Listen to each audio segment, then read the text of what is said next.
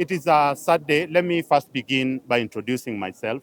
I'm Otiende Omondi, appearing in this matter for the first respondent, who is Alan Ochieng, also known as Hyper Valo. The reason why we are speaking today is that you've seen the sham that has been done in this court. Because remember when we were here on 25th, we had seen what they had already done. There has been a social media campaign raised by the other respondents and the police at large. Initially, you would see that the first respondent, Mr. Alan Ochieng, also known as Balo, was characterized as the bouncer. Therefore, at that particular time when we saw that, we raised an issue that when you characterize an hyper as a bouncer, then definitely you've already skewed the investigation that you do. It is also important to note that criminal justice system does not begin in court. Many people only come to court to cleanse those who are culpable.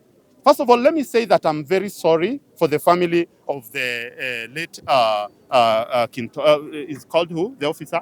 The family of the late that he met his life untimely, but we are afraid that he will never get justice because what you are seeing today is already a sham. You are being treated to a sham as a nation, whereby you would see that those who would help the family of the late to get their right and justice are already released and have already been turned to be the state witnesses. Therefore, we are afraid that when you talk of public interest, it does not mean that you arrest anyone and then you treat the public with a sham, and then you release some people and you look for. First of all, it is important to note that one who has been charged today is charged because of his poverty. He comes from Kibera. That was what we can speak. It means that if you don't have money in this country, then even investigation does not stand with you. That is what we want to raise. And with that, I would let the other council also to speak before I invite our senior. Ladies and gentlemen, thank you so much for this moment.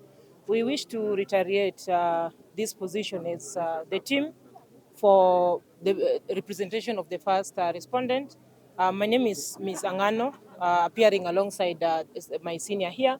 But what we would want to say is that we put it on record for the entire country, for the entire justice system, that the letter and spirit of the Constitution under Article 49 should be adhered to everyone. And the framers of our Constitution did not arrive to this decision and to this article for specified person.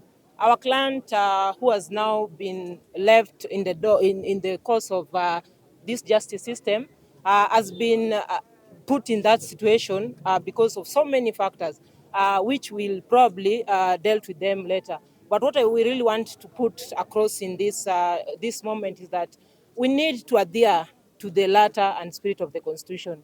Let us not be swayed by the matter of public opinion and public interest. Let us push the Constitution to the core, and whatever is the outcome of this situation is that we are going to push and to make sure that we serve justice, not just to our client and to the victim situation, but for the rest of the country, so that each and every one of us can be able to know that whenever you have an issue, you are being put across to the proper justice system.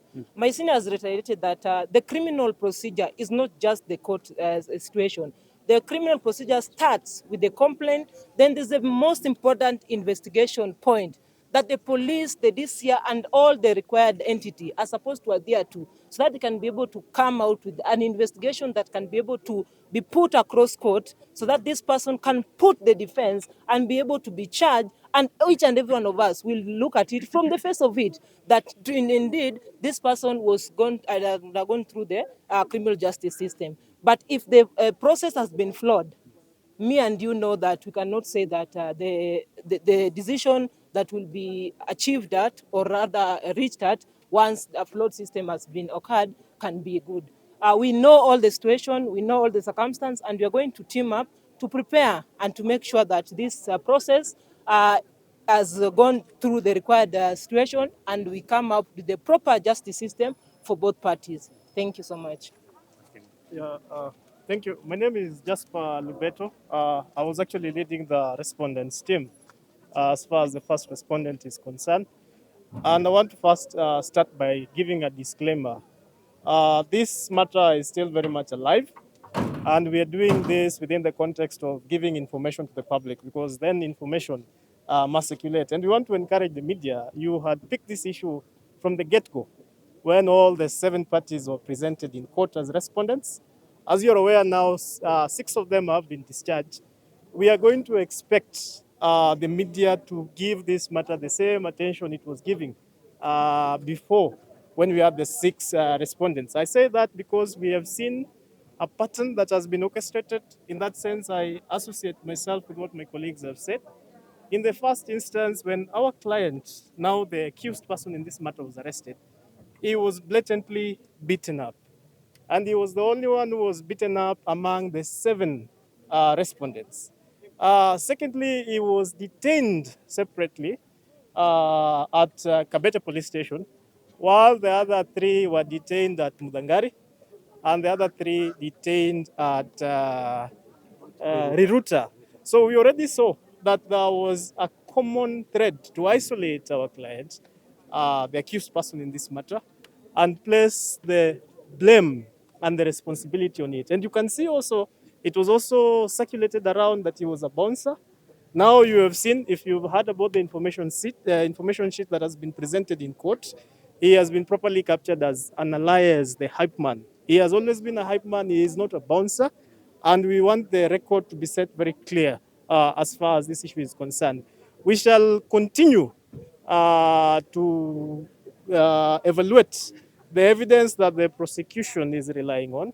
As you've seen, the prosecution has already even contradicted itself here, while it is still sticking on the phones of the so-called witnesses. It is still sticking on on the vehicle belonging to the so-called witnesses, and at the same time, alleging that these are state witnesses.